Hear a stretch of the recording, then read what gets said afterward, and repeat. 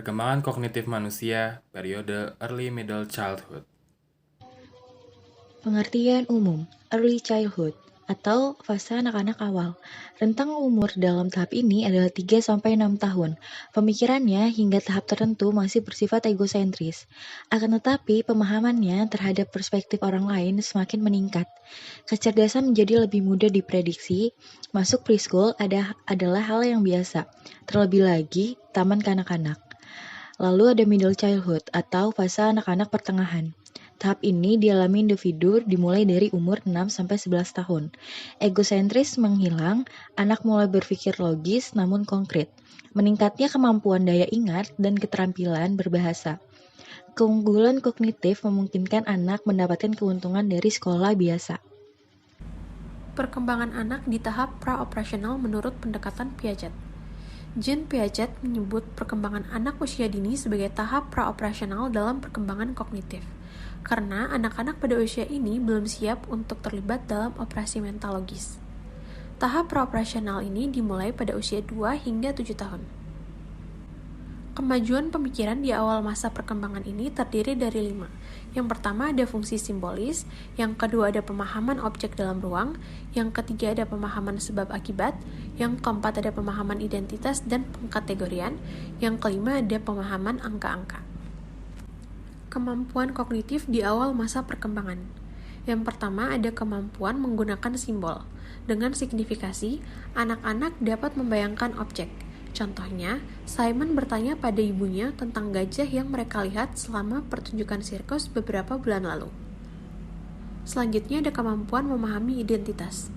Dengan signifikasi, anak-anak sadar bahwa hal-hal tiruan tidak mengubah sifat alami benda-benda.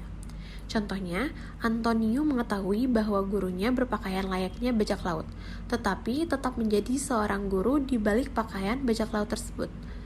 Selanjutnya ada kemampuan memahami sebab akibat. Dengan signifikasi, anak-anak sadar bahwa suatu peristiwa memiliki sebab.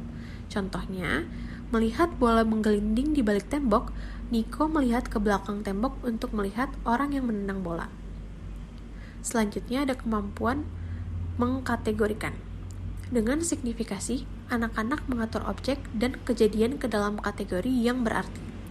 Contohnya, Rosa mengumpulkan biji pinus yang dia koleksi selama perjalanannya ke dalam 2 bentuk, besar dan kecil. Selanjutnya ada kemampuan memahami angka. Dengan signifikasi, anak-anak dapat menghitung dan memahami kuantitas. Contohnya, Linda berbagi permen dengan teman-temannya. Maka Linda menghitung untuk memastikan temannya mendapatkan jumlah yang sama. Selanjutnya ada kemampuan empati. Dengan signifikasi, anak-anak mampu memahami bagaimana perasaan orang lain. Contohnya, Emilo mencoba menghibur temannya ketika ia melihat temannya sedih. Selanjutnya ada kemampuan teori pikiran. Dengan signifikasi, anak-anak menjadi lebih sadar akan aktivitas mental dan fungsi dari pikiran. Contohnya, Bianca ingin menyimpan beberapa kue kering untuk dirinya, jadi ia menyembunyikan dari kakaknya ke dalam kotak pasta. Ia tahu bahwa kue keringnya akan aman di dalam sana, karena kakaknya tidak akan mencari ke tempat tersebut, sehingga ia tidak mengira akan menemukan kue itu. Aspek-aspek yang belum matang pada pemikiran praoperasional. Pertama, sentrasi. Kecenderungan fokus pada salah satu aspek dari sebuah situasi. Kedua, konservasi. Kesadaran pada 2 objek yang serupa. Ketiga, egosentrisme. Ketidakmampuan untuk mempertimbangkan sudut pandang orang lain. Keempat, irreversibilitas. Kegagalan untuk memahami bahwa suatu operasi atau aksi dapat pergi ke 2 arah atau lebih. Apakah anak kecil memiliki teori pemikiran? Pertama, pengetahuan tentang berpikir dan keadaan mental pada anak antara usia 3 dan 5 tahun, anak mulai memahami bahwa berpikir adalah pekerjaan pikiran. Hal tersebut dapat berupa hal nyata atau hayalan. Kedua, keyakinan yang keliru dan tipu daya, pemahaman bahwa individu dapat menerima keyakinan yang keliru berasal dari kenyataan, bahwa individu menerima representasi mental, realitas yang kadang-kadang menjadi salah. Ketiga, membedakan antara tampilan dan realita. Menurut Piaget, tidak sampai usia sekitar 5 hingga 6 tahun, anak-anak mulai memahami perbedaan antara apa yang tampak nyata dan apa yang nyata. Anak usia 3 tahun terlihat bingung antara tampilan dan realita. Keempat, membedakan fantasi dan realita. Kadang-kadang, anak usia 18 bulan dan 3 tahun, anak belajar membedakan antara kejadian nyata dan peristiwa yang dibayangkan. Pikiran magis pada anak-anak di usia 3 tahun dan yang lebih tua tampaknya tidak membendung kebingungan antara fantasi dan realita. Pendekatan pengolahan informasi perkembangan memori. Pertama, pengodean, seperti meletakkan informasi ke dalam folder untuk dimasukkan dalam memori. Kedua, penyimpanan, meletakkan folder dalam lemari arsip. Ketiga, pemanggilan. Kembali terjadi ketika informasi diperlukan. Anak kemudian diperlukan mencari berkas dan membawanya keluar. Keempat, memori sensoris adalah tangkap penahanan sementara berbagi informasi yang akan datang. Pengodean, memori sensoris dapat lenyap dengan cepat. Kelima, memori kerja, atau bisa disebut juga dengan memori jangka pendek, adalah sebuah tempat penyimpanan informasi sementara untuk individu yang aktif bekerja. Merekognisi dan mengingat. Merekognisi adalah kemampuan untuk mengidentifikasi sesuatu yang telah dihadapi sebelumnya. Sedangkan mengingat adalah kemampuan menghasilkan ulang pengetahuan dari memori. Menyimpan memori masa anak. Ada 3 tipe memori masa anak-anak yang menyajikan beragam fungsi yang berbeda, yaitu pertama, memori generik, yang dimulai saat berumur 2 tahun, menghasilkan sebuah naskah atau garis-garis besar peristiwa-peristiwa yang sudah familiar secara berulang. Yang kedua, memori episodik, mengacu pada kesadaran memiliki pengalaman pada peristiwa tertentu atau episode pada waktu dan tempat khusus. Yang ketiga, autobiografis, jenis memori episodik yang mengacu pada pengalaman tertentu yang membentuk sejarah hidup seseorang. Pengaruh daya ingat. Anak-anak lebih bisa mengingat aktivitas yang tidak biasa saat mereka aktif berpartisipasi. Memori yang muncul pertama kali akan bertahan lama dan lebih jelas dibandingkan memori lain. Hal ini dipengaruhi oleh faktor keunikan dari setiap kejadian dan dampak emosional. Berbeda dengan cara orang dewasa berkomunikasi dengan anak-anak tentang berbagai pengalaman berpengaruh kuat pada memori autobiografis sebaik pada keterampilan kognitif dan bahasa. Intelijensi, pendekatan psikometri, dan Vygotsky. Pengukuran psikometri tradisional. Skala intelijensi Stanford-Binet digunakan untuk anak-anak usia 2 tahun ke atas dan membutuhkan waktu 45-60 menit. Tes ini digunakan untuk mengukur penalaran cair atau kemampuan memecahkan masalah-masalah abstrak atau masalah yang baru. Pengetahuan, penalaran kuantitatif, proses spesial visual, dan memori kerja. Wesel Preschool and Primary Scale of Intelligence direvisi PPPSI 3 adalah tes persorangan yang membutuhkan waktu 30-60 menit. Metode ini membagi dalam tingkat usia 2,5-4 tahun dan 4-7 tahun, dan terbagi dalam skor verbal, performa, dan juga skor yang dikombinasikan. Pengaruh pada pengukuran intelijensi. Kesalahpahaman konsep yang umum terjadi adalah bahwa skor IQ merupakan kuantitas tetap dari intelijensi bawaan. Pada kenyataannya, skor IQ hanyalah ukuran seberapa baik seorang anak dapat melakukan tugas-tugas tertentu pada waktu tertentu dibandingkan dengan anak-anak lain pada usia yang sama. Hubungan antara IQ dan status sosial ekonomi berinteraksi dengan variabel lainnya. Misalnya, anak-anak dalam keluarga yang kekurangan cenderung memiliki IQ yang lebih rendah. Namun, anak-anak dengan temperamen yang ramah, keibuan yang hangat, dan aktivitas yang merangsang di rumah atau yang mungkin nilai IQ orang tua cenderung berprestasi lebih baik daripada anak-anak yang kekurangan ekonomi lainnya. IQ anak-anak di rumah dengan status ekonomi yang lebih tinggi lebih kuat dipengaruhi oleh pengaruh genetik. Namun, ini tidak benar secara universal. Tes dan pengajaran berdasarkan teori Vygotsky.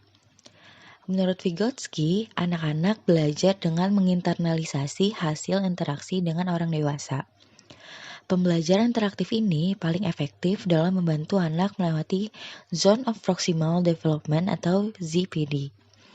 ZPD dapat diakses dengan tes yang dinamis berdasarkan teori Vygotsky. ZPD dikombinasikan dengan konsep yang berhubungan yaitu scaffolding. Perkembangan bahasa kosakata. Pada usia 3 tahun, anak rata-rata akan mengetahui 900 sampai 1000 kata. Dan pada usia 6 tahun, anak biasanya memiliki kosakata yang ekspresif sekitar 2600 kata dan memahami sekitar 20.000 kata. Tata bahasa dan sintaksis.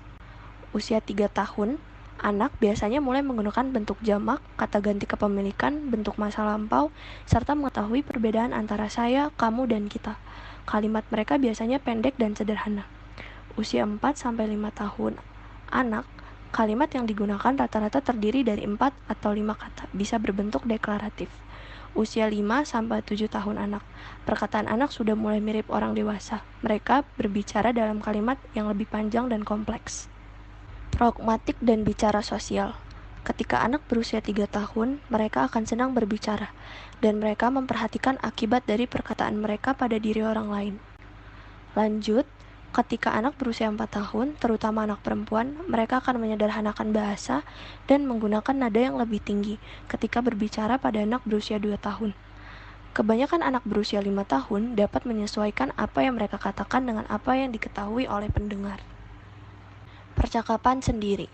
Percakapan sendiri atau private speech berbicara dengan mengeluarkan suara kepada diri sendiri tanpa adanya niat untuk berkomunikasi dengan orang lain. Itu normal dan biasa terjadi pada anak-anak. Piaget melihat percakapan pada diri sendiri sebagai tanda ketidakmatangan kognitif. Vygotsky mempertimbangkan kebutuhan percakapan dengan diri sendiri sebagai tingkat universal pada perkembangan kognitif. Perkembangan bahasa yang terlambat. Anak-anak dengan keterlambatan bahasa mungkin mengalami masalah dalam kecepatan pemetaan. Mereka perlu mendengar kata-kata baru lebih sering dibandingkan anak lain sebelum mereka mampu menambahkannya dalam kosakata mereka.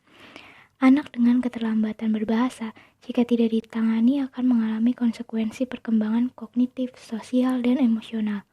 Terapi wicara dan bahasa dapat menjadi perawatan yang efektif, terutama jika dimulai sejak dini. Persiapan untuk literasi, media, dan kognisi. Semakin banyak anak usia 3-5 tahun menghabiskan waktu menonton, semakin meningkat kosakatanya. Isi program adalah mediator penting. Pendidikan anak usia dini. Tipe-tipe prasekolah. Yang pertama, metode Montessori. Metode ini didasarkan pada keyakinan bahwa kecerdasan alami anak melibatkan aspek rasional, spiritual, dan empiris. Yang kedua, pendekatan Reggio Emilia.